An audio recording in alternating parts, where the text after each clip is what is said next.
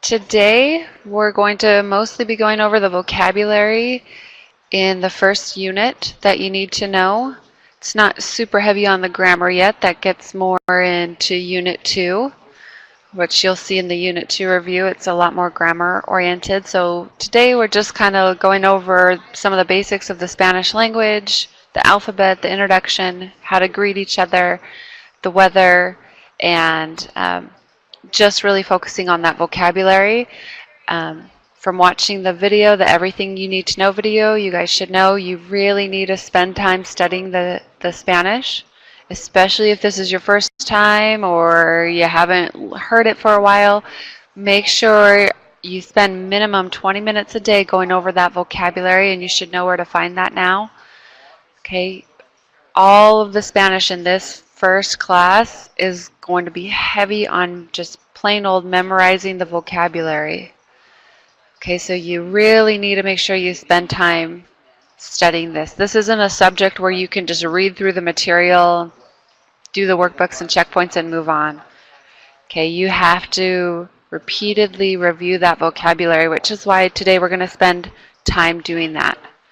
Okay, if we were here in a class, like a brick and mortar, I would have you repeat after me as we're going through this vocabulary, and we would honestly repeat this vocabulary every single day.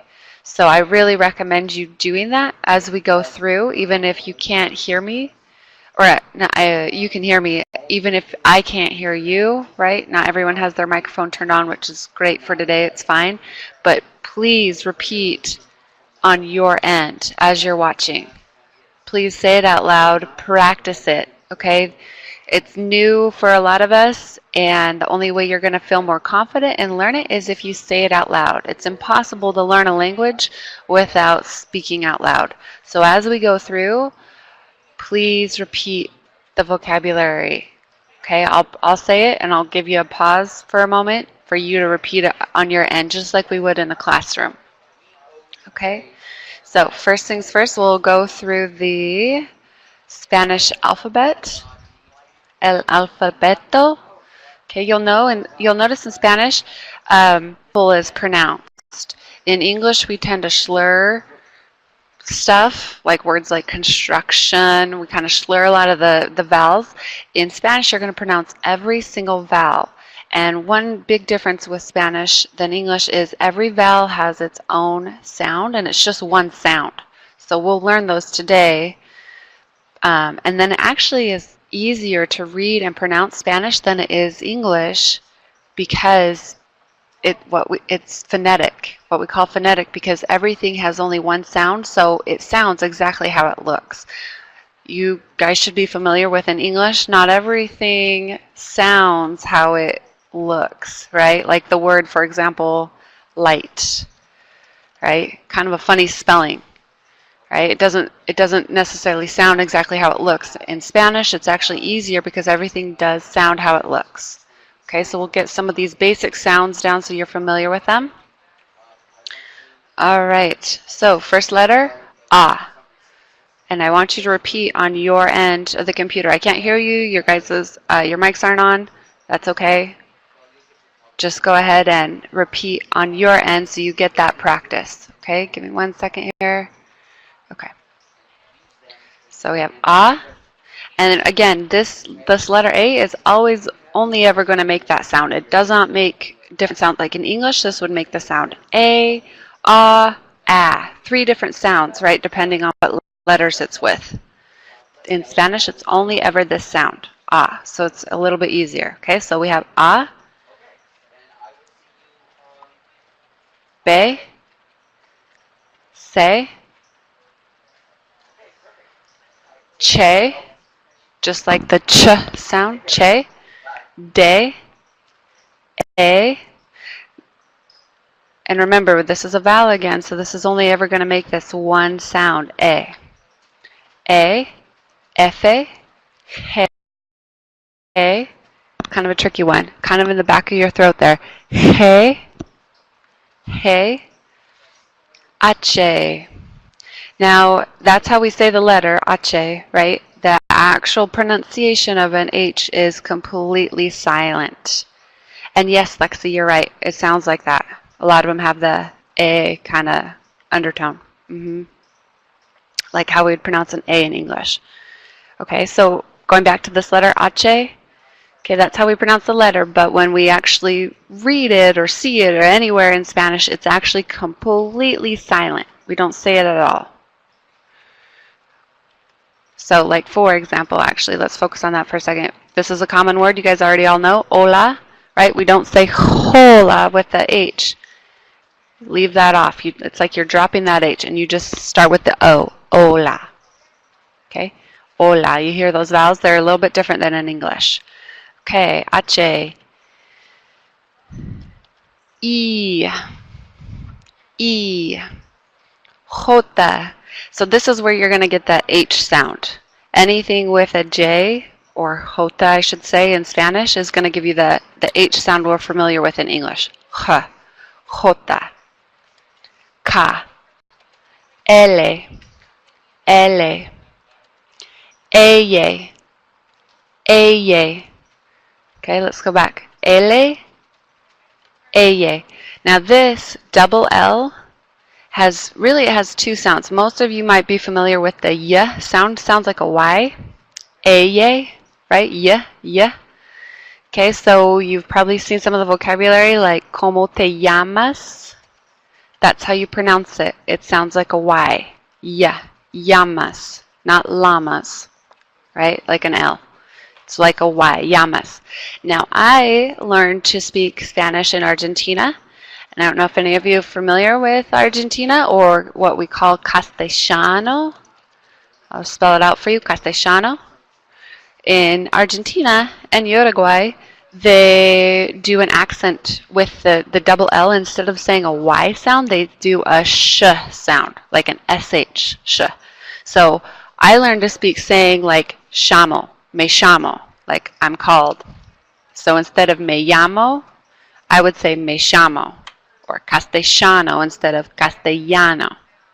Okay, so I have an accent, the Castellano accent, which I absolutely love, to be honest. I love it.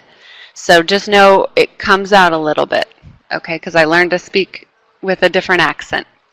Same Spanish. It's all the same Spanish. It's just a different accent with that pronunciation. So for the most part, I'll do it with the Y sound. That's what you mostly will be familiar with, but just know that can come out. Okay, so don't be too confused if you hear that sound. Okay, let's keep going. M, N, Nye with the Y. So I hope you're practicing this on your end, right? Nobody else can hear you, so you don't have to worry about sounding silly. Just practice it. Nye. Just like I have up there the English word canyon. It's like an NY kind of sound. Nye. Nye. O. O. Okay? It's not just straight up O. It's definitely, my mouth is very tight. My lips are really round. O. Pe. Ku. Ku. Ere. If you can roll your R's, this is where you roll one little flip with your tongue. It's just one. Ere. If you can't roll your R's, probably kind of make like a D sound, like when you're saying duh. Ere. It's going to be a little different, but it's close. Ere. Ere. That's where you do a double roll if you can roll your R's. R. S. T. U. V. W. X. Y. Y. Z. And now difference with the sound in Spanish with the Z or Z is it doesn't buzz. It does not buzz like it does in English. It sounds just like an S. So instead of pizza, you'd say pizza. Or instead of buzz, you'd say buzz. Okay, so that's one difference you'll notice with Spanish speakers. They usually don't buzz the Z's because we do that in English, not in Spanish. Okay, I want to review really quickly just the vowels. let's review just the vowels. So give me just 1 second here. Okay, so go ahead and just repeat. A, E, I, O, U, A, E, I, O, U. Okay, and my lips are really pronounced. I'm really pronouncing these a lot stronger than in English. And then I put up here, we have Y. Mostly I just want to remind you of the sound. So both of these will make a Y sound or a Y sound, or if you're speaking with the Castellano accent, they would make a sh sound. Okay, so just be aware of that as we go. Okay, so let's review numbers. Hopefully a lot of you guys already know these, but let's just go ahead and review these. This is a great time to practice your pronunciation. So again, repeat after me as we go through. Remember, you can read this now a little differently than you have before, right? U, o, uno, uno. See how that sounds different than if we just pronounce it with English? Uno, uno. All right, so we'll keep going. Uno, dos, tres. You can roll that R if you can do it. Tres, cuatro, cinco, seis. Notice you kind of hear those sounds now. E, I, seis. Siete. Notice that we pronounce each syllable. Siete. Siete. Ocho. Nueve. Again, each syllable or each vowel, right? Nueve. Nueve. Diez. Diez. And again, that's a good example of when it doesn't buzz, right? It's just an S sound. Diez. Okay, great. Let's move on to greetings. Hola. Again, be practicing on your side, okay? ¿Cómo estás tú? ¿Cómo estás tú? How are you? And again, you've probably noticed this week that's an informal. They've talked about informal and formal. So informal is the version you use with everyone familiar to you, friends, family, little kids. Okay. ¿Cómo está usted? Usted is formal. So that's what you're going to use with like teachers, older people, strangers, people you're showing respect to, people you don't know very well. It's more formal. Okay. ¿Cómo está usted? So tú is informal, usted is formal. And notice the verb changes.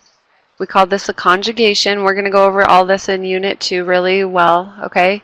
The conjugation changes a little bit depending on the person or the subject.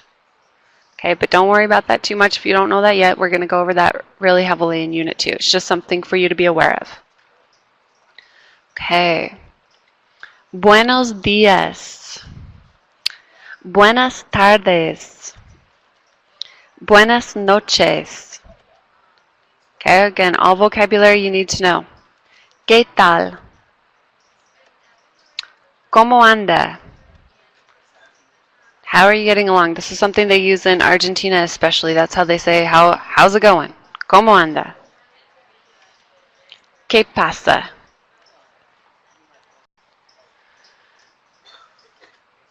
Okay, so here's how you would respond to some of those greetings, right?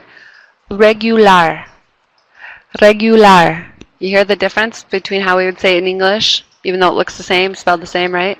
Regular. You can hear each of those vowels. Regular. Más o menos. Más o menos. Muy bien. Mal. Mejor. Again, this is where that J becomes that H sound. Mejor. Bastante bien. Hasta luego. Hasta tarde. So tarde is afternoon or later. Hasta mañana. Until tomorrow. Adios or ciao. Okay, so if you're presenting people, you would use this phrase here, te presento, which it literally means I present to you. And again, this is the informal version. Le presento, I present to you formal. So if you're introducing someone, that's what you would use. And this is a response you might say, encantado or encantada. That's why I have the A there. If you're a girl, you'll use a feminine ending, a. If you're a boy, you use the masculine ending, o. Encantado or encantada literally means enchanted, but figuratively it means nice to meet you. Igualmente. Igualmente means the same. Mucho gusto, much pleasure, so again, nice to meet you kind of thing. El gusto es mío, the pleasure is mine. ¿Qué día es hoy? ¿Qué día es hoy? What day is today? Hoy es, and notice how I'm not pronouncing that H. It's not hoy, it's hoy. We just dropped that sound. Hoy. Hoy es. Today is. Mañana es. Tomorrow is. El día. The day. Hoy. Today. Mañana. Tomorrow. La semana is the week. La clase. Class. El maestro. Or we have in here parentheses if it was a female, such as I am. La maestra. Okay, so you change the endings in Spanish depending on if it's a boy or a girl. El maestro de español, so the Spanish teacher.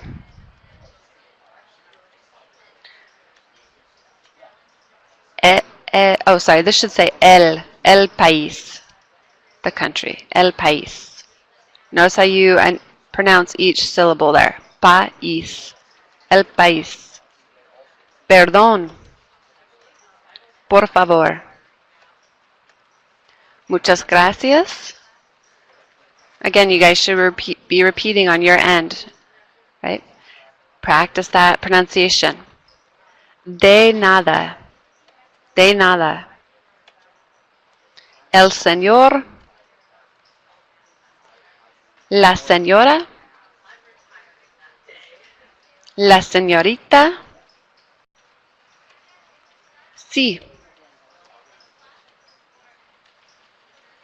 Okay. Getting into a little bit of asking where people are from. You'll notice the difference between formal and informal again. So we have de donde es usted.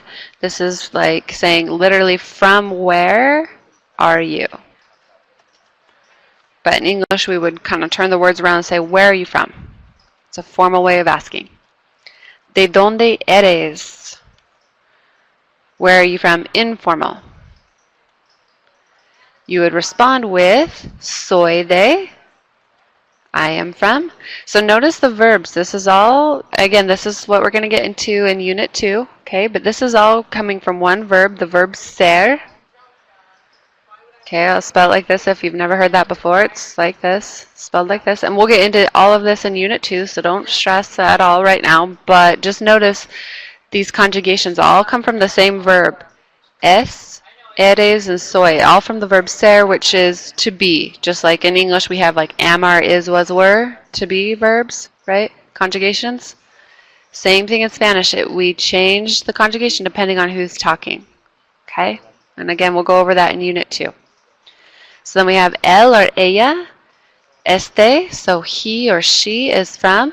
And again, with my pronunciation, I might say ella instead of ella. Okay? Él or ella or ella. Eres de, you are from, informal. ¿Cuál es tu número de teléfono? ¿Cuál es tu número de teléfono? What is your telephone number? And that is a familiar one. ¿Cuál es su número de teléfono? Notice the only difference here is the tu or the su. So tu is informal, su is the formal version.